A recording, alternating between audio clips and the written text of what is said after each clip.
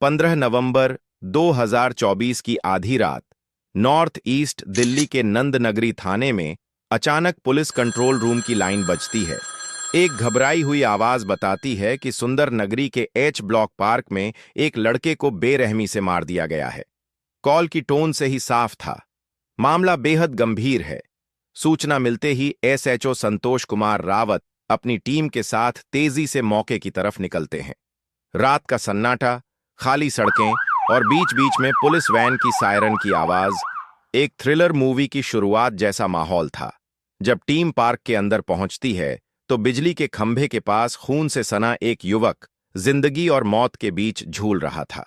रावत ने उसकी नब्ज टटोली, बहुत हल्की, और उसके गले पर गहरा कट देखकर वे समझ गए किसी ने गुस्से, डर और बदले की आग में उसकी गर्दन चीर दी थी। उस घायल युवक के बगल में एक आदमी फूट फूट कर रो रहा था। कंपाती आवाज में बोला, साहब, ये मेरा भतीजा राहुल उर्फ मनीष है। किसी ने इसे घर से बुलाकर चाकू मार दिया। इसे बचा लो साहब। एसएचओ रावत ने उसे शांत किया और कहा, तुम हमारे साथ चलो, इलाज के बाद सब पूछताछ करेंगे। 2 कांस्टेबलों ने मुश्किल से राहुल को उठाया और वैन में डाल दिया। रावत खुद अंदर बैठे और ड्राइवर को आदेश दिया, फास्ट, जीटीबी अस्पताल अभी। वैन तेजी से अस्पताल की ओर भागी, लेकिन किस्मत शायद पहले ही फैसला कर चुकी थी। इमरजेंसी गेट पहुंचते पहुंचते राहुल ने दम तोड़ दिया। डॉक्टरों ने भी मौत की पुष्टि कर दी। ये वही पल था जब एक मामूली लगने वाली स्ट्रीट फाइट एक डार्क क्राइम स्टोरी में बदल गई। अस्पताल की औपचारिकताओं के बाद एसएचओ रावत ने बॉडी को पोस्टमार्टम के लिए मोर्चरी भेजा और राहुल के चाचा किशन को साथ लेकर थाने पहुंचे। अब शुरू हुई असली इंटरोगेशन। किशन ने कांपती आवाज में बताया कि शाम को वह और राहुल घर लौट रहे थे जब सलमान नाम का एक बदमाश करीब 19 से 20 साल की एक लड़की को जबरदस्ती पार्क में घसीट कर ले जाने की कोशिश कर रहा था। लड़की जोर जोर से चिल्ला रही थी, हेल्प, हेल्प। उसी पल राहुल रुक गया। वह भागकर लड़की को सलमान के चंगुल से छुड़ाता है और एक जोरदार धक्का देता है। सलमान गिर जाता है। लड़की तुरंत वहां से भागती है और राहुल और किशन भी अपने घर लौट आते हैं। उस वक्त उन्हें अंदाजा भी नहीं था कि यह छोटा सा विरोध एक जानलेवा दुश्मनी में बदल जाएगा। रात को खाना खाकर जैसे ही वे सोने ही वाले थे, अचानक झुग्गी का दरवाजा जोर से लात मारकर खोला जाता है। बाहर सलमान खड़ा था, लेकिन अकेला नहीं। उसके 3 से 4 साथी थे और सबका इरादा साफ था। सलमान गुस्से में चिल्लाया, राहुल, बाहर निकल। जैसे ही राहुल बाहर आया, बदमाशों ने उसे पकड़ लिया और जब तक किशन कपड़े पहनकर पीछे पीछे दौड़ पाते, सलमान और उसका गैंग राहुल को पार्क की ओर घसीट कर ले जा चुका था। किशन जब पहुंचा, उसने बस राहुल को खून में लथपथ गिरा हुआ पाया और सलमान व उसके साथी अंधेरे में गायब हो रहे थे। उसी वक्त किशन ने 100 नंबर पर कॉल किया और पुलिस हरकत में आई। किशन की शिकायत पर बीएनएस की धारा 1031, 1091 और 35 के तहत एफआईआर दर्ज की गई। एसएचओ रावत ने तुरंत डीसीपी आशीष मिश्रा और एसीपी जशोद सिंह मेहता को रिपोर्ट दी। आदेश आया, सलमान को गिरफ्तार किया जाना चाहिए, टुनाइट। टीम ने सलमान के तमाम ठिकानों पर दबिश डालनी शुरू की। वह सुंदर नगरी का कुख्यात बदमाश था, लेकिन ज्यादा देर भाग नहीं पाया। आखिरकार उसे पुलिस ने पकड़ लिया। थाने में जब उसे सख्ती से पूछा गया तो कहानी ने नया मोड़ लिया। सलमान ने कबूल किया कि राहुल की हत्या शामिल थे, और जब एसएचओ रावत ने पूछा, वो लड़की कौन थी जिसे तू जबरदस्ती खींच रहा था? सलमान ने बताया, सायरा परवीन, झुग्गी वाली। इसके बाद उसने उस रात की पूरी घटना पुलिस को बता दी। उस रात दिल्ली के जीटीबी इलाके में सलमान, अरबाज और रहमत उर्फ लंगड़ा खाली पड़ी एक झुग्गी के पास बैठकर शराब पी रहे थे। आखिरी पैग तक रहमत ने एक ही झटके में गटक लिया था, लेकिन फिर भी उसके चेहरे पर वैसे ही खींच थी जैसे किसी को आधा नशा मिला हो और आधा छिन गया हो। उसने खाली बोतल कुछ देर तक देखा, फिर सलमान और अरबाज की तरफ घूरते हुए बोला, यार, मजा ही नहीं आया। अभी तो गला भी ढंग से तर नहीं हुआ।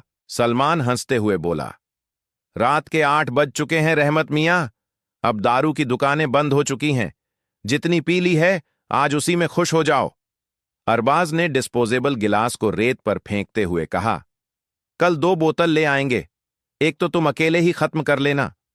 लेकिन रहमत ने मुंह बिचकाया, तुम जानते हो मैं अधूरा नशा नहीं करता। उस पर अरबाज की आंखों में अचानक एक शरारती चमक उभर आई। तो मजे का दूसरा इंतजाम कर लो रहमत मियां, तुम्हारे पास तो हमेशा कोई ना कोई जुगाड़ रहता है। रहमत ने बनावटी हैरानी जताई। कौन सा जुगाड़?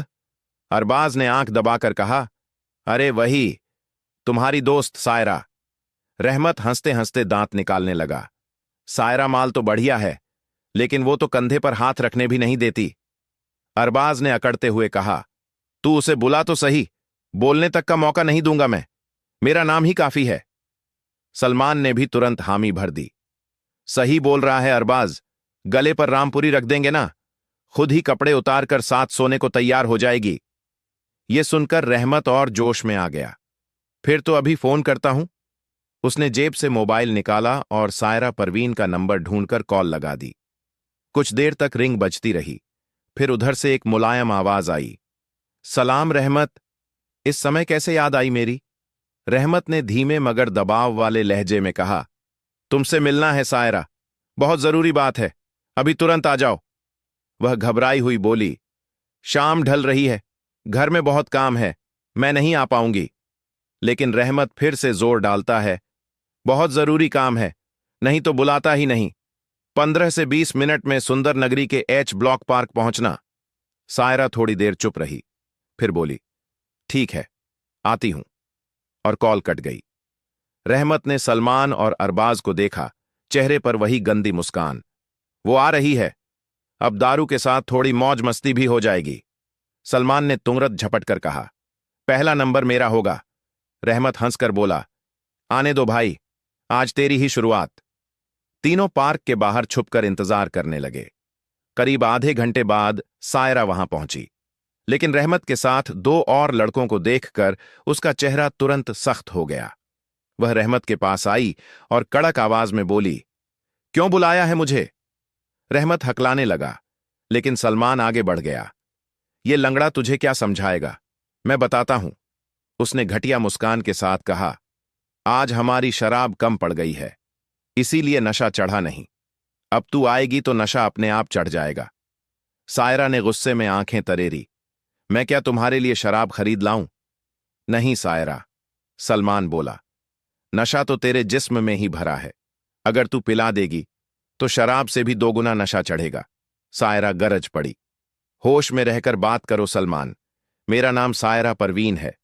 लेकिन सलमान अब पूरी तरह बदतमीजी पर उतर चुका था। देख सायरा, तेरी सेवा तो हमें लेनी ही पड़ेगी, चाहे तू राजी हो या नहीं। उसने आगे बढ़कर सायरा का हाथ पकड़ लिया। मेरा हाथ छोड़ो सलमान, सायरा चीखी। कहां ना छोड़ो। सलमान झुंझला गया और गुस्से में उसके गाल पर जोरदार थप्पड़ दे मारा। उस एक थप्पड़ के बाद माहौल में ऐसा डर उतर गया जैसे पूरा इलाका सहम गया हो। सलमान गुर्राया, चल चुपचाप पार्क में, वरना खाल उधेड़ दूंगा। उसने दोबारा सायरा का हाथ पकड़ा। सायरा दहाड़ते हुए चीख उठी, रहमत, मुझे इससे बचाओ। लेकिन रहमत ने बेरुखी से कहा, मैं कुछ नहीं कर सकता सायरा, मैं भी नशा चाहता हूं और पहला नंबर सलमान का है। सायरा को घसीटते हुए सलमान पार्क की ओर ले जा रहा था। वह उसे लोहे के गेट के अंदर धकेलने ही वाला था कि सामने से 2 आदमी आते दिखाई दिए, राहुल उर्फ मनीष और उसका चाचा किशन कुमार। दोनों केबल का काम करते थे और पास की झुग्गियों में रहते थे। सायरा ने उन्हें देखकर जोर से चिल्लाया, भाई मेरी मदद करो, ये लोग मेरी इज्जत लूटना चाहते हैं। राहुल एकदम भड़क उठा। उसने आगे बढ़कर सलमान की कॉलर पकड़ ली। लड़की को छोड़ दे, नहीं तो अंजाम बुरा होगा। सलमान गुर्राया, राहुल, मेरे मामले में मत पड़, अपने रास्ते चल। लेकिन राहुल और गरज उठा, तेरी गुंडागर्दी यहीं खत्म कर दूंगा। उसने जोर से सलमान को धक्का दे दिया। सलमान दूर जाकर गिर पड़ा और सायरा मौका मिलते ही भाग गई। राहुल और उसका चाचा आगे बढ़ गए, लेकिन सलमान की आंखों में बदला जल उठा था। वह भागता हुआ रहमत और अरबाज के पास पहुंचा। तीनों ने मिलकर तुरंत प्लान बनाया और कुछ ही देर बाद राहुल को उसके घर से खींचकर ले जाकर बेरहमी से मार डाला। पुलिस ने उसी रात सायरा को ढूंढ निकाला। 20 वर्षीय सायरा अपनी बहन और जीजा के साथ रहती थी। माँ पिता दोनों गुजर चुके थे। उसने पुलिस को पूरी घटना साफ साफ बताई और एसएचओ रावत ने उसे सरकारी गवाह बना लिया। इसके बाद सलमान, रहमत और अरबाज सभी गिरफ्तार कर लिए गए। केस लगभग सॉल्व हो चुका था, लेकिन असली तूफान अब भी बाकी था। 14 अप्रैल 2025 की रात जीटीबी एनक्लेव थाने में फोन आया। एक युवती को गोली मार दी गई है। एसएचओ ब्रजेश मिश्रा अपनी टीम के साथ तुरंत मौके पर पहुंचे। सर्विस लेन में एक लड़की खून से लथपथ पड़ी थी, कमर और सिर में गोली, धड़कन बंद, सांसें खत्म। पहचान मुश्किल थी, पर आसपास के लोगों ने बताया यह वही सायरा परवीन है, वही लड़की जिसने राहुल केस में सच बोलकर तीनों गुंडों को फंसा दिया था। फॉरेंसिक टीम को बुलाया गया और डीसीपी भी मौके पर पहुंच गए। औपचारिकताएं पूरी हुईं और बॉडी मोर्चरी भेज दी गई। डीसीपी प्रशांत गौतम ने सायरा परवीन हत्या केस की जांच एसीपी मुकेश वालिया और एसएचओ ब्रजेश मिश्रा को सौंप दी। एसआई अनिल यादव जब आनंद आश्रम की झुग्गियों में सायरा के घर पहुंचे तो उसकी बहन शाहिदा ने दरवाजा खोला। यादव ने बताया कि सायरा को गोली मार दी गई है और उसकी लाश जीभी अस्पताल की मोर्चरी में है। यह सुनकर शाहिदा रोने लगी और यादव वहां से लौट आए। क्राइम ब्रांच और थाना पुलिस की संयुक्त टीम ने सीसीटीवी फुटेज खंगाले। उसमें सायरा एक युवक के साथ दिखी, जो घटनास्थल के पास भी उसके साथ था। फुटेज देखकर शाहिदा ने युवक की पहचान रिजवान के रूप में की और बताया कि वही उसे मिलने बुलाता था। रिजवान सुंदर नगरी की झुग्गी E632 में रहता था। शाहिदा ने बताया कि सायरा उससे प्यार करने लगी थी और अक्सर उसके साथ रहती थी।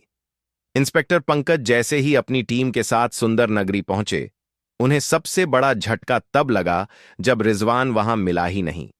पुलिस ने तुरंत उसका मोबाइल नंबर सर्विलांस पर लगा दिया। कुछ देर नंबर बिल्कुल डेड था, लेकिन अचानक चालू होते ही लोकेशन ने पूरा खेल पलट दिया। सर्विलांस में दिखा रिजवान हरियाणा के करनाल में छिपा बैठा है।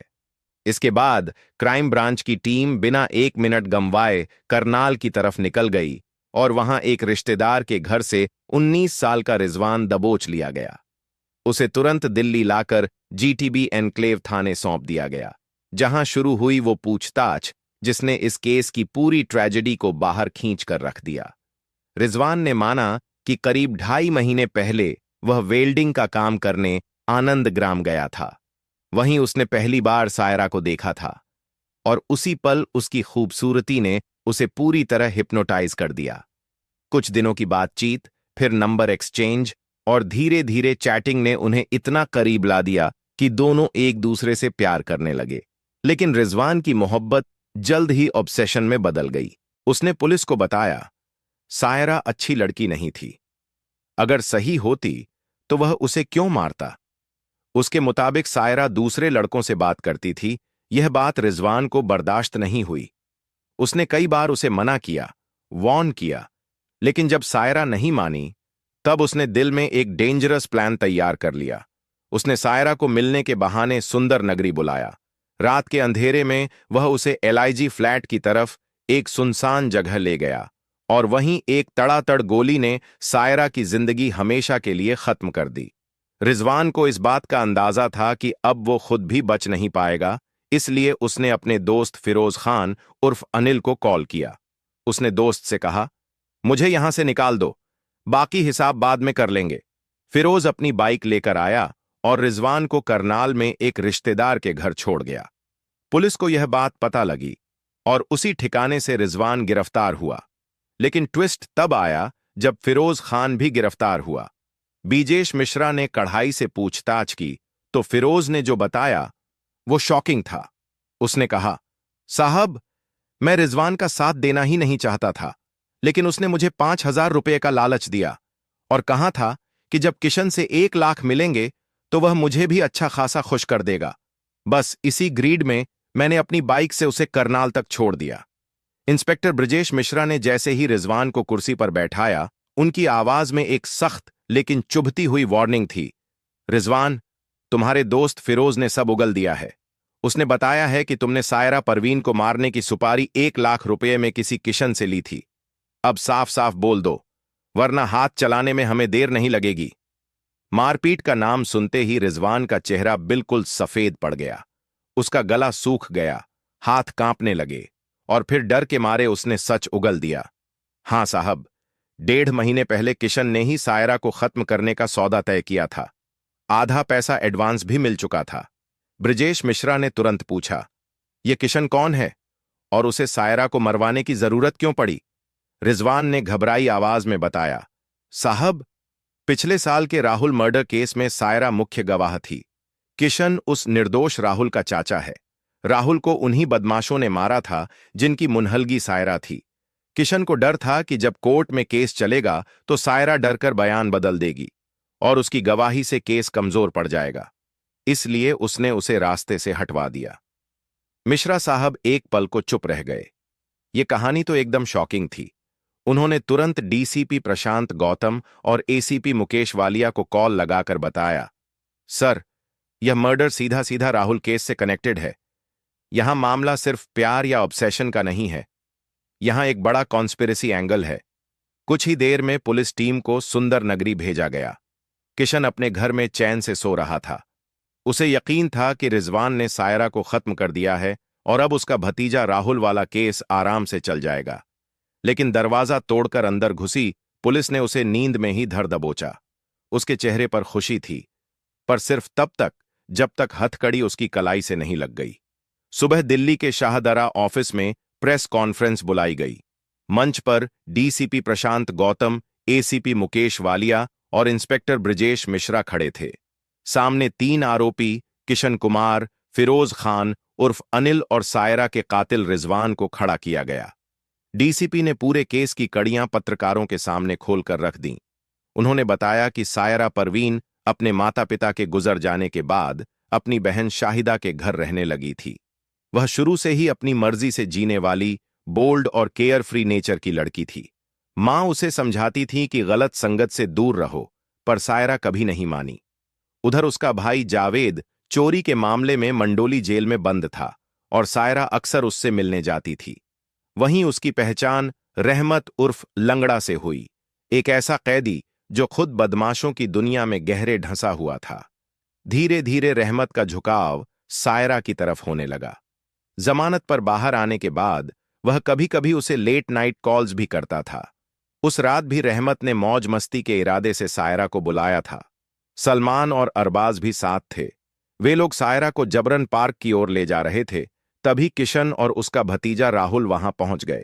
उन्होंने सायरा को छुड़ाया, लेकिन बात बढ़ी और सायरा को बचाते बचाते राहुल की हत्या कर दी गई। राहुल केस में सायरा गवाह बनी और यही उसकी मौत की वजह भी बन गई। रिजवान ने किशन के इशारे पर उसे मारा, फिर फिरोज से बाइक ली और करनाल भागा। लेकिन पुलिस ने तीनों को 1031, 61, 2 और 325 आर्म्स एक्ट के तहत गिरफ्तार कर कोर्ट में पेश कर दिया, जहां से उन्हें न्यायिक हिरासत में जेल भेज दिया गया। दोस्तों, अगर आपको हमारी मेहनत पसंद आई है तो कृपया इस वीडियो को लाइक और शेयर करें।